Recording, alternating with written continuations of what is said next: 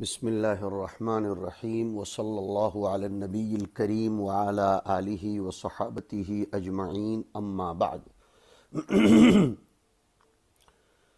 گزشتہ نشست و درس میں ربا اور سود سے متعلق آیات کریمہ پڑھی گئی تھیں۔ صدقے کے اور انفاق کے بعد حق تعالی شانہ اس کی ضد یعنی سود کو بیان فرماتے ہیں۔ وَبِضِدِّهَا تَتَبَيَّنُ الْأَشْيَاءُ، سود کی مذمت اور حرمت سے صدقے کی فضیلت اور زیادہ پختہ ہو جاتی ہے۔ نیز یہ بھی بتلانا ہے کہ صدقے سے اخلاق و مروت اور اللہ کی مخلوق کو نفع پہنچانے میں ترقی ہوتی ہے، اور سود سے سراسر بے مروتی اور ضرر رسانی ہوتی ہے۔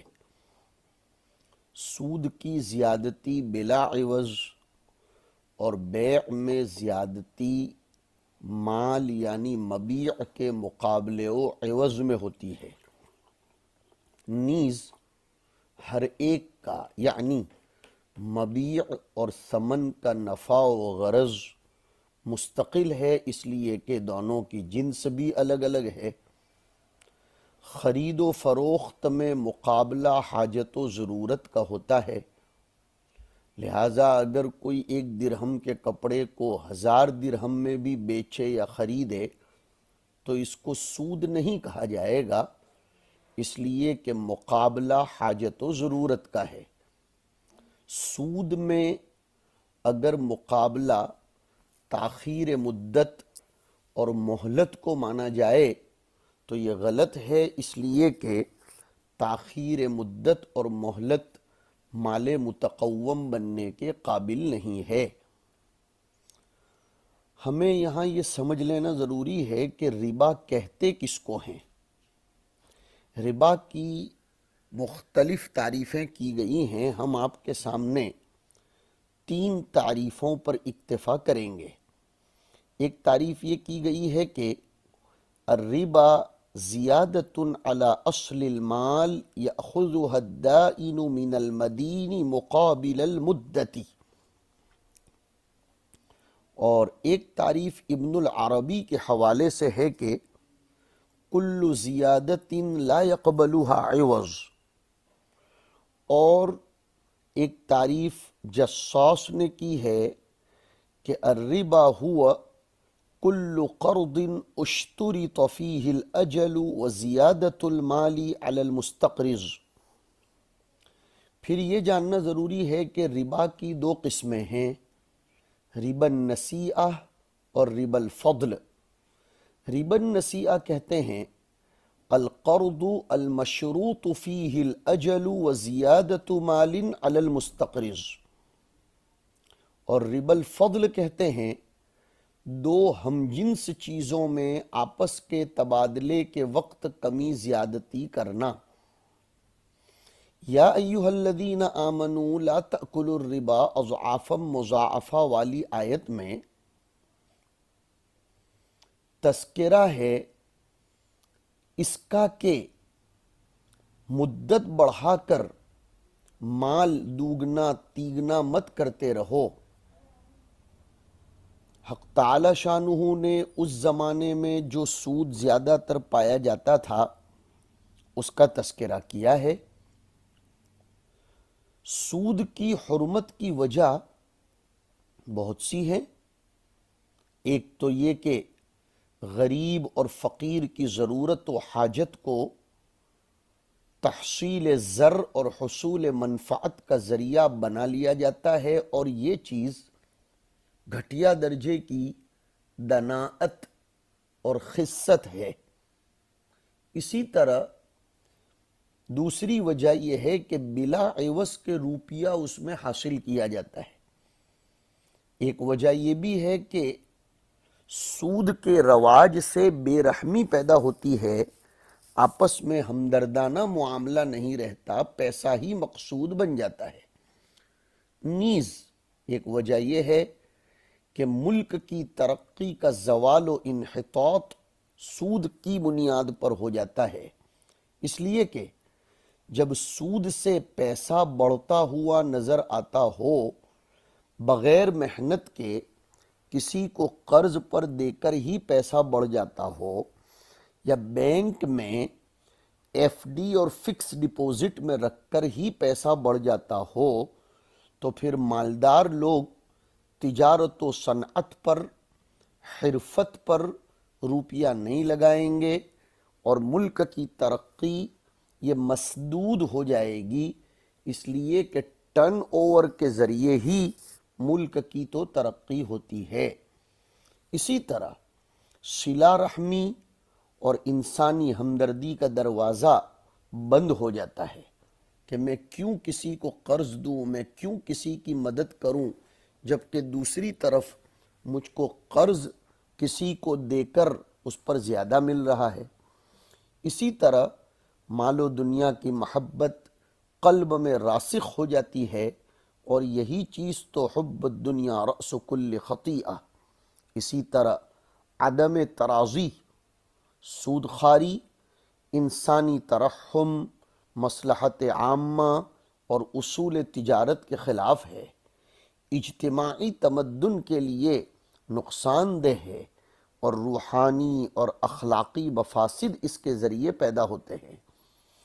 یہ بھی معلوم ہونا چاہیے کہ سودخواری ثمن کی وضع کے خلاف ہے کہ ذریعہ، وسیلہ یہ مقصود ہو جاتا ہے اور مقصود ذریعہ ہو جاتا ہے۔ فلوس اور ثمن یہ تو ضروریات زندگی کے حصول کا ذریعہ اور وسیلہ ہیں، نہ کہ وہ خود مقصود بالذات۔ اس لیے کہ اس کو یوں سمجھو، سونا چاندی، روپیہ پاؤنڈ، ڈالر ریال بظاہر سب کچھ ہیں، لیکن حقیقتاً کچھ بھی نہیں ہیں۔ اس لیے کہ سخت بھوک اور پیاس لگی ہو تو سونا چاندی روپیے پیسے سے نہ بھوک مرتی ہے نہ پیاس بجھتی ہے۔ بیماری ہوئی ہو تو روپیے پیسے سے اچھا نہیں ہو جاتا۔ تندرستی میں غذا اور مرض میں دوا یہ مقصود ہوتی ہے۔ سونا چاندی اور روپیے سے تو صرف ضرورت پوری کی جاتی ہے۔ سونا چاندی یا روپیے کو کھا لو تو نہ بھوک مرتی ہے نہ علاج ہوتا ہے۔ ان کے ذریعے تو غذا حاصل کی جاتی ہے، ان کے ذریعے تو دوا حاصل کی جاتی ہے، تو وہ تو ضرورتیں پورا کرنے کا ذریعہ اور وسیلہ ہے۔ بالفاظ دیگر یہ سب فلوس اور اسمان حروف کی طرح ہیں کہ معنن فی غیر ہی پر تو دلالت کرتے ہیں، معنن فی نفس ہی پر نہیں۔ ہمارے طلباء کو اور سامعین کو معلوم ہونا چاہیے کہ دنیا میں جتنے بھی کاروبار ہیں، سارے کاروبار میں منفعتوں کے ساتھ نقصان کا خطرہ بھی بدستور لگا رہتا ہے۔ کسی بھی کام میں صرف نفع کی گارنٹی نہیں ہوتی۔ پھر ساری دنیا میں صرف سود پر قرض دینے والا سرمایہ دار ہی کیوں نقصان کے خطرے سے محفوظ رہ کر ایک مقرر اور لازمی نفع کا حقدار قرار پاتا ہے؟ اسی طرح تجارت تمدن کی تعمیر کے لیے ہوتی ہے، اور سود تو اس تمدن کی تخریب کر دیتا ہے۔ سود خواری میں دولت کو سمیٹا اور سرمایہ داری کی راہیں کھولی جاتی ہیں، لیکن اسلامی نقطۂ نظر سود کو مٹا کر دولت کو پھیلاتا ہے اور خیرات کو ترقی دیتا ہے، تاکہ قوم کا کوئی فرد محتاج و مفلس نہ رہ سکے۔ کئی لا یکون دولتاً بین الاغنیاء منکم۔ سود تمام شریعتوں میں حرام رہا ہے۔ وَأَخْذِهِمُ الرِّبَا وَقَدْ نُهُوا عَنْهُ۔ پتہ چلا صرف ہمارے نبی کی شریعت ہی میں اس کو حرام قرار نہیں دیا گیا، اس لیے کہ سود انسانیت سوزی کا کام کرتا ہے، اور انسانیت کا احترام تو تمام شریعتوں میں اور تمام مذاہب میں رہا ہے۔ کسی کی ضرورتوں سے فائدہ اٹھانا اور اس کا استحصال اور استغلال کرنا یہ انسانیت کے بھی منافی ہے۔ سود یہ تنزلی پیدا کرتا ہے۔ اگر کسی کو سود سے مال بڑھتا ہوا نظر آتا ہے تو اس کی مثال ورم جیسی ہے کہ ورم میں بدن یا پیر یا عضو بدن موٹا بڑھتا ہوا نظر آتا ہے، لیکن اس کی حقیقت سوائے پیپ، خون اور ہوا و گیس کے کچھ نہیں۔ اور صدقے سے اگر مال گھٹتا ہوا نظر آتا ہے تو اس کی مثال مسہل کی سی ہے، اس لیے کہ مسہل یہ تو بدن میں سے فاسد اعضاء کو ختم کر دیتا ہے۔ اسی لیے تو فرمایا کہ انما ہی اوساخ اموال الناس، ہاں ایک پیغام موت ہے اور ایک پیغام صحت ہے۔ ورم سے بدن موٹا ہوتا ہے تو وہ پیغام موت ہے، اور صدقے سے گھٹتا ہے تو وہ پیغام صحت ہے۔ اس کو خوب اچھے طریقے سے سمجھ لینے کی ضرورت ہے۔ اب ہم سمجھتے ہیں ربا کی علت کیا ہے، اس لیے کہ حدیثوں میں اشیاء ستہ کو تو ذکر کیا گیا ہے، لیکن اب اس کی علت کی طرف توجہ دینی پڑے گی۔ امام شافعی رحمۃ اللہ علیہ کے یہاں طعمیت اور ثمنیت یہ اشیاء ستہ کے مجموعہ مرکب سے نکالی گئی۔ امام مالک نے علت نکالی اقتیات اور ادخار کی، اور امام ابو حنیفہ نے علت نکالی قدر مع الجنس کی۔ طلباء کو یہ بھی معلوم ہونا چاہیے کہ سود سے متعلق 10 آیات قرآن کریم میں ہیں۔ سورہ بقرہ کی یہ 7 آیتیں جو آپ کے سامنے ہیں، سورہ آل عمران کی 1 آیت جو میں نے پڑھی، یا ایھا الذین آمنوا لا تأکلوا الربا اضعافا مضاعفا، سورہ نساء میں 2 آیتیں، سورہ روم میں 1، وما آتیتم من ربا لیربو فی اموال الناس الی آخر الآیت۔ اس دور جدید میں کچھ معاصرین نے ربائے مرکب اور ربائے مفرط کے درمیان فرق کیا ہے۔ وہ کہتے ہیں اللہ تعالیٰ تو فرماتے ہیں کہ لا تأکلوا الربا اضعافا مضاعفا، ربائے مرکب کو منع کیا گیا ہے، لیکن یہ غلط ہے۔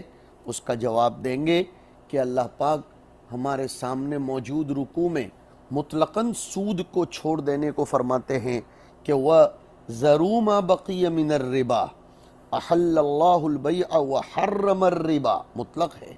حدیث شریف میں آیا الربا موضوع کلہ، اور ایک روایت میں آیا کل قرض جر نفعا فہو ربا۔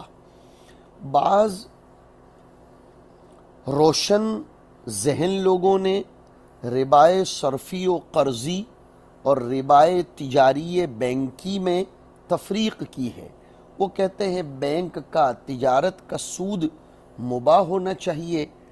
وہ یہ کہتے ہیں کہ قرض دے کر لیا ہوا سود حضور کے زمانے میں حرام تھا، وجہ یہ تھی کہ اس میں غریب لوگوں سے مالدار استغلال کرتے تھے، ان کی ضرورتوں سے فائدہ اٹھاتے تھے۔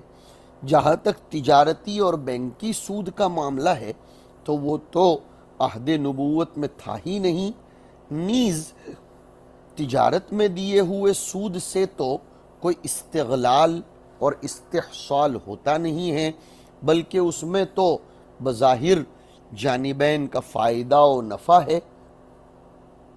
لیکن سب جانتے ہیں کہ بینک کا سود غربا کو تو ملتا نہیں۔ اسی طرح کچھ لوگوں نے وحرم الربا کے الف لام کو عہدی بنا کر بھی بینک کی سود کے جواز پر استدلال کیا۔ ان سارے دلائل مزعومہ کا جواب یہ ہے کہ یہ کہنا کہ جو چیز عہد رسالت میں رائج نہ ہو اس پر حرمت کا اطلاق نہیں ہو سکتا، یہ غلط ہے، اس لیے کہ حکم حقیقت پر لگتا ہے نہ کہ صورت پر۔ یہ قاعدہ یاد رکھو، حکم حقیقت پر لگتا ہے، ظاہری شکل و صورت پر نہیں، ورنہ تو پھر وسکی، برانڈی، بیئر، لاٹری یہ سب جائز ہو جائیں گے۔ اس لیے کہ حضور کے زمانے میں یہ سب نہیں تھے آپ کے قول کے مطابق۔ لہذا بات یہ ہے کہ حقیقت سود بینکی سود میں بھی تو موجود ہے، اس لیے کہ اشتراط الزیادت اس میں پایا جاتا ہے۔ اور آگے بڑھ کر ہم تو یہ کہتے ہیں کہ یہ دعویٰ کرنا کہ حضور کے زمانے میں تجارتی سود اور پھیلاؤ نہیں تھا، یہ بھی غلط ہے، اس لیے کہ اس وقت بھی جوائنٹ اسٹاک کمپنیاں تھیں، جس کو آپ غور کرو گے لِإِيلَافِ قُرَيْشٍ إِيلَافِهِمْ رِحْلَةَ الشِّتَاءِ وَالصَّيْفِ میں تو نظر آئے گا۔ اسی طرح ابو سفیان کا تجارتی قافلہ جس کے بارے میں آیا کہ لم يبق قرشی ولا قرشیۃ عنده درہم الا وبعث به فی العیر۔ اسی طرح حضرت عباس رضی اللہ تعالی عنہ کا سود جو 10,000 مسقال کے برابر تھا۔ عہد صحابہ میں بینک کاری بھی تو تھی۔ زبیر ابن عوام کا واقعہ جو یہ کہتے تھے کہ میں بطور امانت کے نہیں لیتا تم سے، بطور قرض کے لیتا ہوں۔ امانت دار اور جس کے پاس امانت رکھی گئی اور جس کی رکھی گئی، یہ تو پھر بہت بڑا مسئلہ ہے۔ تو کہتے تھے لیکن ہوا السلف۔ عبداللہ ابن زبیر رضی اللہ تعالیٰ عنہ کا بیان ہے کہ انتقال کے وقت ان کا قرض 22 لاکھ دینار تھا، اس لیے کہ قرض میں جسے لون کہا جاتا ہے تو یہ بینک کاری ان کے زمانے میں بھی تو تھی، صحابہ کے زمانے میں۔ بینکی سود کے جواز پر اور ایک دلیل کچھ لوگ دیتے ہیں کہ بینکی سود میں نہ ظلم ہوتا ہے نہ مظلومیت ہوتی ہے، اور قرآن کریم تو لا تظلمون ولا تظلمون کہتا ہے۔ تو بینکی سود میں لون میں ظلم کا فقدان ہے۔ جواب یہ ہے کہ لا تظلمون ولا تظلمون حکمت ہے، علت نہیں ہے۔ قاعدہ یاد رکھو کہ مدار حکم علت ہوتا ہے نہ کہ حکمت۔ جیسے ٹرافک سگنل یہ علت ہے اور ایکسیڈنٹ ہو جانا یہ حکمت ہے، لیکن گاڑی کھڑی رکھنا ضروری ہے اگر سگنل ہو، چاہے ایکسیڈنٹ کا خطرہ نہ ہو، اس لیے کہ ایکسیڈنٹ کا ہونا نہ ہونا یہ حکمت ہے، پابند ہے قوم اور رعیت تو ٹریفک سگنل کی، قانون حکومت کی۔ تو ایسے ہی وحرم الربا، ختم ہو گئی بات، یہ علت ہے۔ اسی طرح قرض دینے والے لینے والے دونوں پر ظلم کا امکان ہے، بلکہ دینے والے پر زیادہ ظلم ہے۔ دنیا میں آپ دیکھتے ہیں کہ لون دی جاتی ہے، فائنانس پر گاڑیاں اٹھائی جاتی ہیں، پھر چھوڑ دیا جاتا ہے، اور بینک کا نقصان، دینے والوں کا نقصان، بینکوں کا دیوالیہ جب نکلتا ہے تو پھر پبلک اس کا نقصان اٹھاتی ہے۔ ہندوستان کے اس وقت کے حالات، بڑھتی ہوئی مہنگائی، گاڑیوں میں مہنگائی کا ہو جانا، اور اشیاء خرد و نوش میں اگر غور سے اس کا تجزیہ اور تحلیل کی جائے تو پتہ چلے گا کہ یہ سودی نظام کے بڑھنے کی وجہ سے ہی معاملہ ہو رہا ہے۔ سود اور ربا میں سب سے برا عیب تو یہ ہے کہ اس کے نتیجے میں چند افراد کا نفع ہو جاتا ہے، سرمایہ کار لوگوں کا اور پوری انسانیت کا نقصان۔ ساری ملت اصلی تجارت سے محروم ہو کر صرف بڑے سرمایہ داروں کی دست نگر بن جاتی ہے، یہ نقصان ہے۔ اشیاء کے نرخ پر ان بڑے سرمایہ داروں کا قبضہ ہو جاتا ہے، جو ہم اس وقت ہندوستان میں صاف ستھرا دیکھ رہے ہیں۔ دیوالیہ ہونے کی صورت میں بڑا نقصان تو پوری ملت کا ہوتا ہے، گویا نفع ہوا تو سرمایہ دار تنہا اس کا مالک، اور جب نقصان آیا تو 90% پوری ملت پر پڑ گیا۔ اللہ تعالیٰ صاف فرماتے ہیں یمحق اللہ الربا، نظام ختم ہو جاتا ہے سود کا۔ سود اور صدقہ دونوں کی حقیقت، نتائج، غرض، نیت سب متضاد ہیں۔ حقیقت بھی الگ ہے کہ صدقے میں اپنا مال بغیر عوض کے دوسروں کو دیا جاتا ہے، اور سود میں بلا عوض لیا جاتا ہے۔ نیت اور غرض میں بھی تضاد ہے کہ صدقہ کرنے والا صرف رضائے الہی کی طلب اور ثواب آخرت کے لیے اپنے مال کو کم یا ختم کرنے کا فیصلہ کرتا ہے، سود لینے والا اپنے موجودہ مال پر ناجائز زیادتی کا خواہش مند بن جاتا ہے۔ اور نتائج کا تضاد تو اللہ نے خود بیان فرمایا کہ یمحق اللہ الربا ویربی الصدقات، اس سے مترشح ہے۔ سود خوروں کا بغض اور نفرت یہ غربا اور مسکینوں کے قلوب میں پیدا ہو جاتا ہے۔ محنت اور سرمایہ یہ دو الگ الگ چیزیں ہیں، اس کی جنگ نے ہی تو دنیا میں اشتراکیت اور اجتماعیت کے نظریے پیدا کیے۔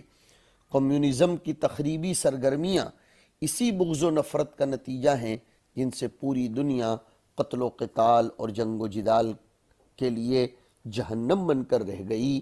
اسی لیے دنیا کے جو بڑے بڑے فائنانس اور اکونومی کے ماہر لوگ ہیں انہوں نے صاف بتلایا ہے، چین کے لوگ، ہمارے ملک کے سابق وزیر اعظم جو اکونومسٹ ہیں اور دنیا میں صف اول میں ان کا نمبر آتا ہے، انہوں نے صاف اسٹیٹمنٹ دیا تھا، میڈیا نے اگرچہ اس کو سینسر کر دیا ہو، کہ اگر ساری دنیا اکونومی اور فائنانس میں سٹرونگ بننا چاہتی ہے، قرضوں کے بوجھ سے نکل جانا چاہتی ہے اور اشیاء کے نرخ پر بہترین اچھے اعتبار سے تصرف کر کے سستا ہو جانا چاہتی ہے، تو اسے اسلامی بینکاری کے نظام کو رواج و جنم دینا پڑے گا۔ حق تعالی شانہ ہم سب کو سود کی مذمتیں سمجھ کر اس سے بچانے کی توفیق نصیب فرمائے۔ وصلی اللہ علی النبی الکریم۔